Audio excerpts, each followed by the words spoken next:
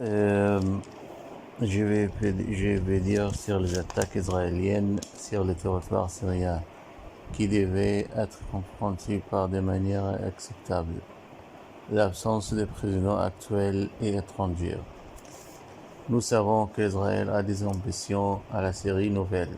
Oui, le régime actuel commettait des erreurs quand il laissait l'avion israélien bombarder son système défensif aérien après que le régime ancien partait. Les avions israéliens bombardaient la Syrie pour supporter les Druzes qui dépendaient sur le soutien présenté par les Israéliens pour eux. Les résistants qui les dépendaient sur les aides logistiques présentées par le régime ancien de la Syrie. Maintenant, la Syrie ne supporte pas la résistance chiite au Liban à cause des raisons sectaires. Les Druzes veulent faire un État indépendant au sud-ouest de la Syrie.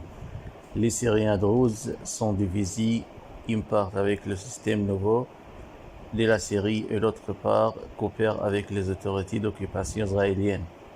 L'occupation israélienne dit que nous n'allons pas permettre aux forces organisées de la Syrie nouvelle de tuer nos amis loyaux druzes. Le régime syrien envoyait des troupes aux régions situées au sud-ouest de la Syrie.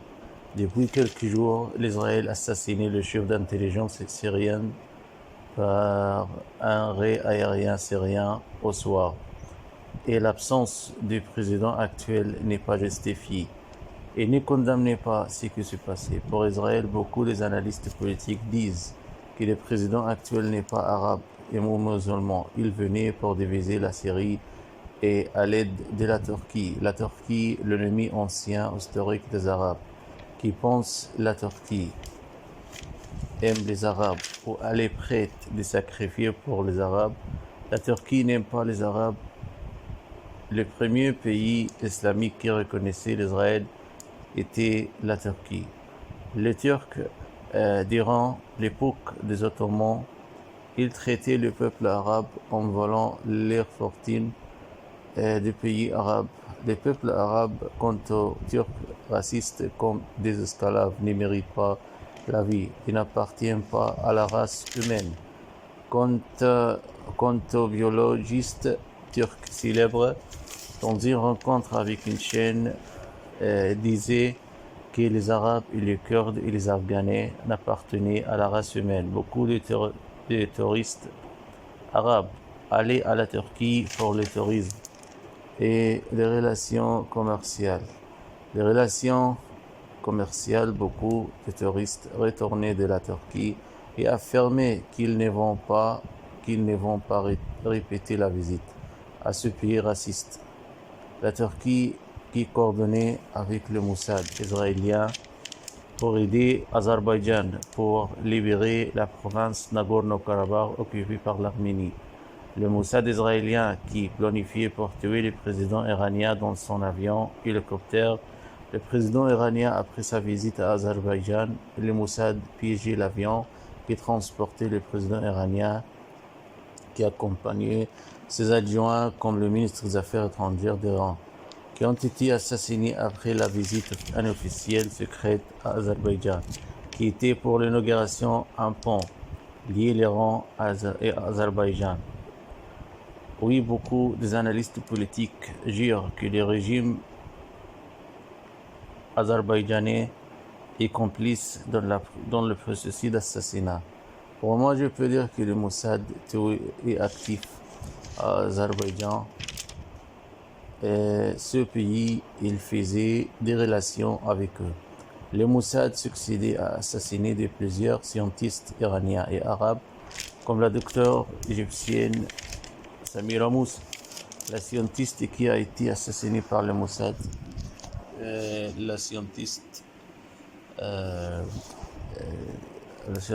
qui était candidat pour obtenir le prix Nobel dans la physique nucléaire. Elle succédait à trouver et découvrir une alternative radioactive d'invasion d'uranium pour être utilisé au réacteur atomique. Mais le Mossad l'a tué. Israël a assassiné nos scientistes. L'Israël est un pays sanglant, meurtrier.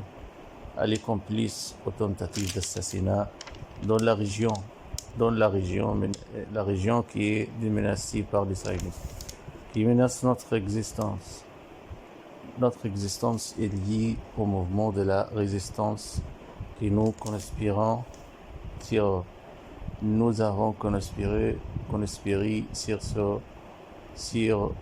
ceux qui portent l'arme dans leurs mains pour libérer les terres occupées. Les musulmans sunnites ne considèrent pas l'Israël comme une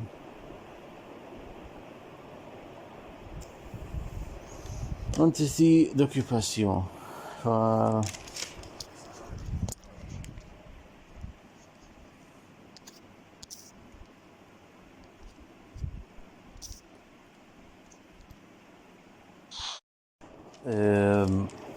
Je vais dire sur les attaques israéliennes sur le territoire syrien, qui devaient être confrontées par des manières acceptables.